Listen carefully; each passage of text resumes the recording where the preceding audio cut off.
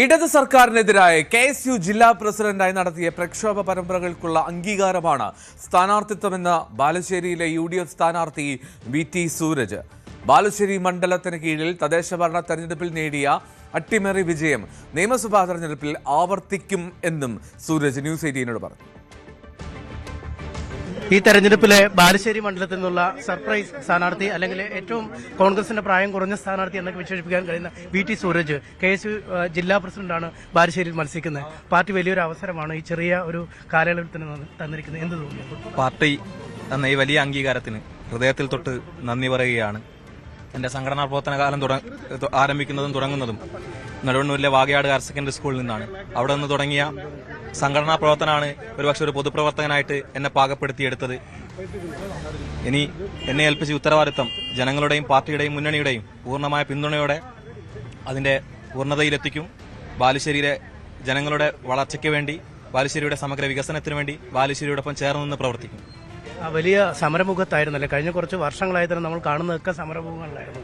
ഈ സർക്കാരിന്റെ വിദ്യാഭ്യാസ നയങ്ങൾ, മറ്റു നയങ്ങൾ, ഈ കാര്യങ്ങളിലൊക്കെ ഒരുപാട് സമരമുഖത്ത് തുടർച്ചയായി ഇറങ്ങേണ്ടി വന്നിട്ടുണ്ട്. അതിനൊക്കെ കൂടി ലഭിച്ച ഒരു അംഗീകാരമല്ലേ പാർട്ടി തന്നത്? തീർച്ചയായും വലിയ സന്തോഷമുണ്ട്. കേരളത്തിലെ കഴിഞ്ഞ കാലങ്ങളിലെ ഭരണകൂടത്തിനെതിരായിട്ടുള്ള വിദ്യാർത്ഥി വിരുദ്ധ ജനവിരുദ്ധ നിലപാടുകൾ സ്വീകരിച്ച ഭരണകൂടത്തിനെതിരെ കേരളത്തിലെ വിദ്യാർത്ഥികളും ചെറുപ്പക്കാരും നടത്തിയ സമരങ്ങൾക്ക് കൂടി കിട്ടിയ വലിയ അംഗീകാരമായിട്ടാണ് എനിക്ക് ഒരു അവസരം തന്നതിനെ ഞാൻ കാണുന്നത്.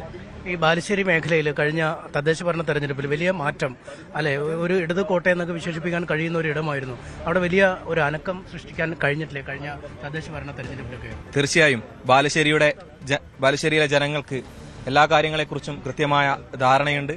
അതിന്റെ ഒരു പ്രതിഫലനമാണ് തദ്ദേശ തെരഞ്ഞെടുപ്പിൽ നാം കണ്ടിട്ടുള്ളത്. എന്തായാലും VT സൂരജ് ആയിരുന്നു, KSUവിന്റെ ജില്ലാ പ്രസിഡന്റായിരുന്നു. ഒരുപാട് സമരമുഖങ്ങളിലൊക്കെ പരിചിതമായ ആൾ കൂടിയാണ്. എന്തായാലും അർഹിക്കുന്ന ഒരു അംഗീകാരമാണ് ഇപ്പോൾ സൂരജിന് പാർട്ടി നൽകിയിരിക്കുന്നത്.